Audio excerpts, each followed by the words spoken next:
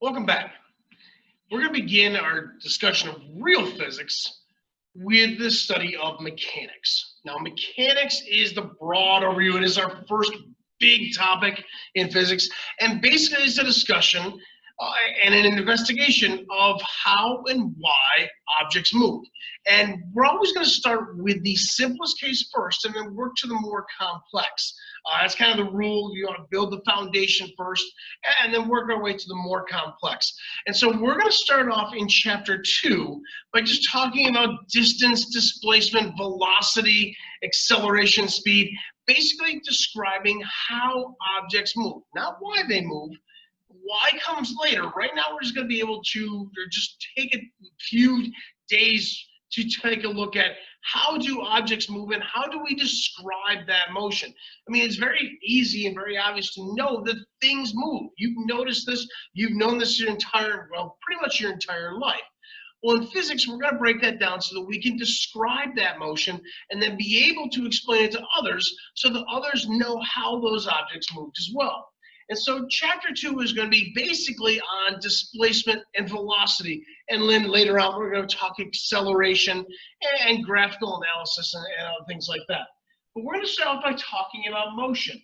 And motion is very simply, very easily, very basically defined as an object's change in position over time. If I'm here, and then you look up and now I'm here, we describe that as motion because there was a change in my position from one time to the next.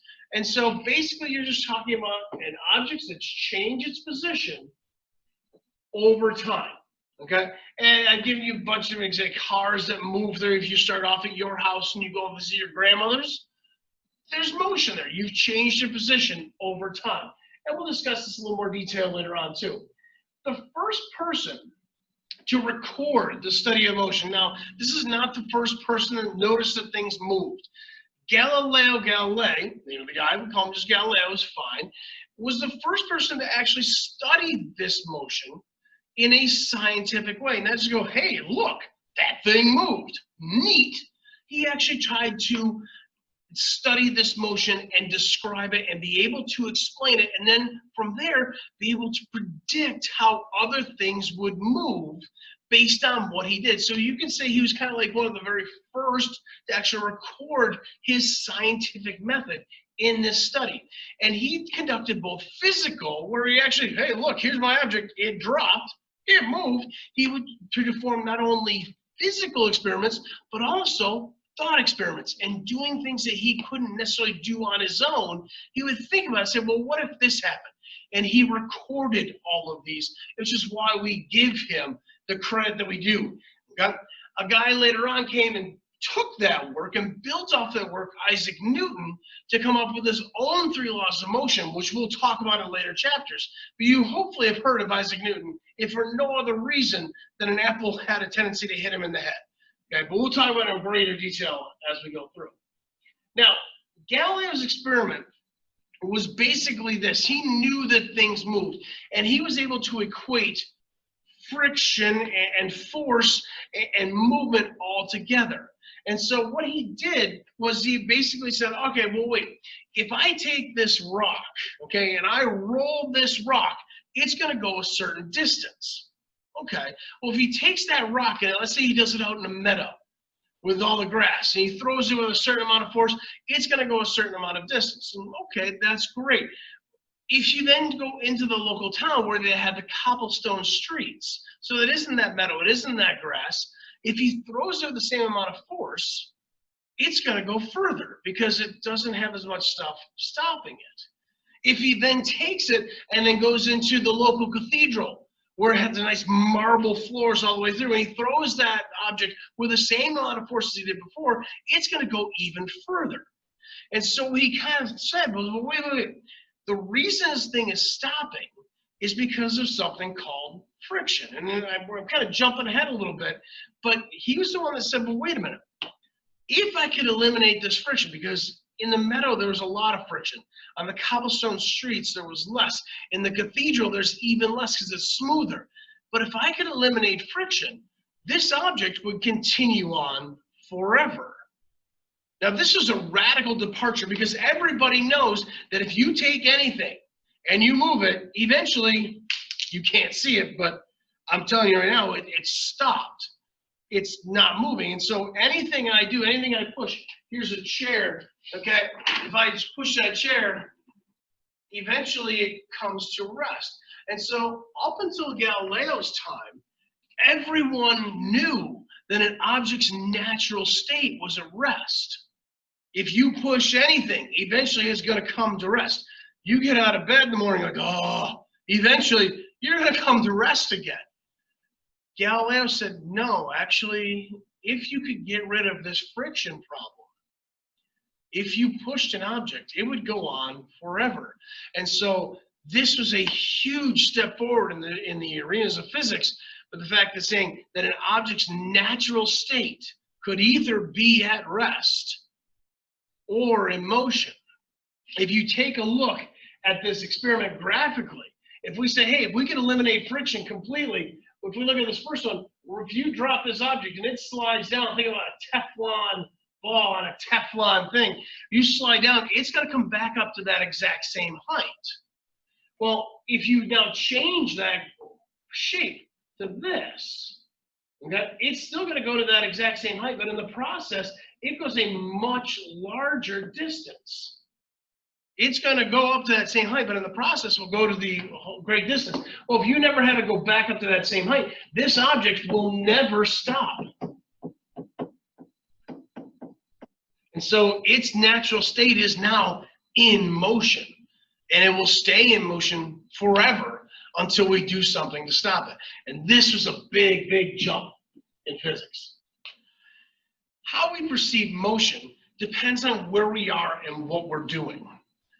For example, if I'm sitting in a car and I'm driving down Fairmount at 30 miles an hour, you look, if you're outside, if you're on the sidewalk, you see me go by and I'm waving like this, you see me going by you at 30 miles an hour, I'm moving. But to a passenger sitting in my car, I'm not moving at all. And so I could say, well, hey, they're not moving.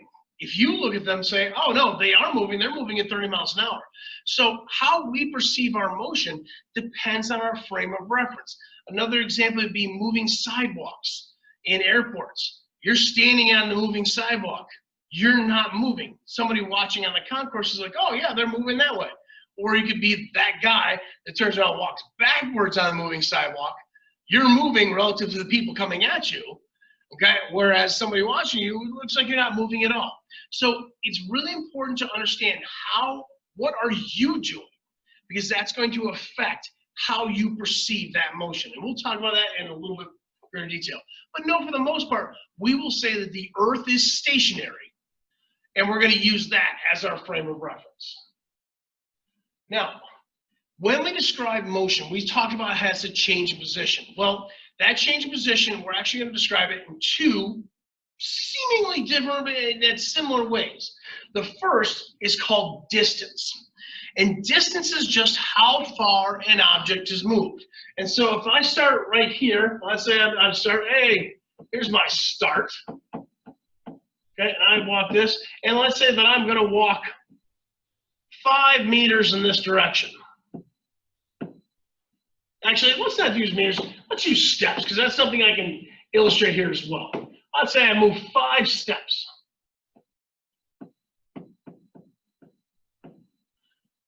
Then the distance I will have traveled would have been 5 steps. And I can give you an example. If I start here, right by this desk, and I walk 1, 2, 3, 4, 5 steps, I've walked, my distance I've traveled is 5 steps. Okay, and this is something called a scalar quantity. And we're not going to talk about what scalar is just yet. But I want you to keep in mind, because it's going to come back. And we're going to have to talk about the difference between scalar and the next one, vector, here very, very shortly. But really, it's just an object's change. How far did it go? Okay, so the next one is called displacement. An initial, if you look at it initially, it's the same thing. It's how far and in what direction an object is, or an object is moved. But let me give you that same example again. If I am to take here's my start. And I probably need to write that down. And there's where I start, but I move 5 steps. in that direction, and here's where I end, okay, then you can say that my displacement is 5 steps, but I'm 5 steps towards the door. So when I started right here, and I went like this, and I went 1, 2, 3, 4, 5, I walked 5 steps. And now I've got the added information of which direction I've gone. So displacement allows us to have more information. It not only tells us how far we've gone, but also in what direction we've gone. Okay? Now, it can be positive or negative. Now, displacement does get a little bit dicey because, and I'm going to highlight this, it's how far what direction an object is from when it stops from where it started. And so what I have to look at is I have to look at here's where it started, here's where it stopped, and I'm going to compare those two. And so I've gone 5 steps, according to the board, to the right. Okay? Now, what happens if I continue on? And I do this, and this is an example I like to do. Let's say this is another example. I'm going to start right here, again, and so we're going to do this all over again. And I'm going to walk my 5 steps towards the door again. I can't write. Hang on 1 second.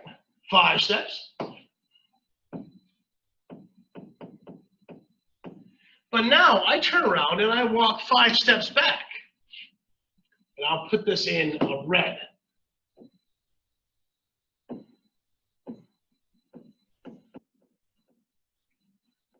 Now, distance-wise, that's easy. I've traveled right here, and I've gone 1, 2, 3, 4, 5 steps, and then 6, 7, 8, 9, 10. So my distance traveled is 10 steps. I'm going to write that down. Distance equals 10. But my displacement is the difference between where I started and where I stopped. Here's where I started, here's where I stopped. What's the difference? My displacement in this case is 0. And we'll talk about this in a little bit more greater detail tomorrow. And I'll give you some other examples. Okay? But know there's a subtle difference here, and we're going to talk about it in greater detail and kind of examine it, because it does make a difference. Okay? Sometimes we're not just concerned with, and this is the next thing, sometimes we're not concerned with just how far an object moves, but also how long did it take to get there? How fast was it traveling? Okay? And so this is our very first ever physics equation with speed and velocity. Now, speed, and I'm just going to write up here, is defined as the amount of distance an object travels divided by the amount of time that it takes.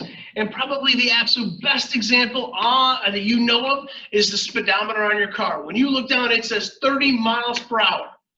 That means you will have traveled 30 miles in 1 hour. That's all it means. It's the distance divided by that amount of time that it took you. So you can find your average speed. It's like, oh, my grandmother lives 50 miles away. It took me an hour to get there. My average speed, 50 miles divided by 1 hour, 50 miles per hour. Velocity, very, very similar. Velocity is the displacement.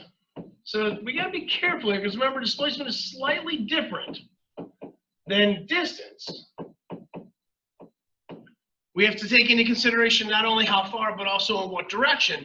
And so we'll play around with that. But these are both represented as one equation. It's the very first equation in your mechanics section on your reference tables, that the average speed or average velocity is the distance or displacement divided by time. Okay. And so we're going to practice with these a little bit tomorrow, and we'll talk about the difference between speed and velocity and distance and displacement tomorrow as well. Have a great night.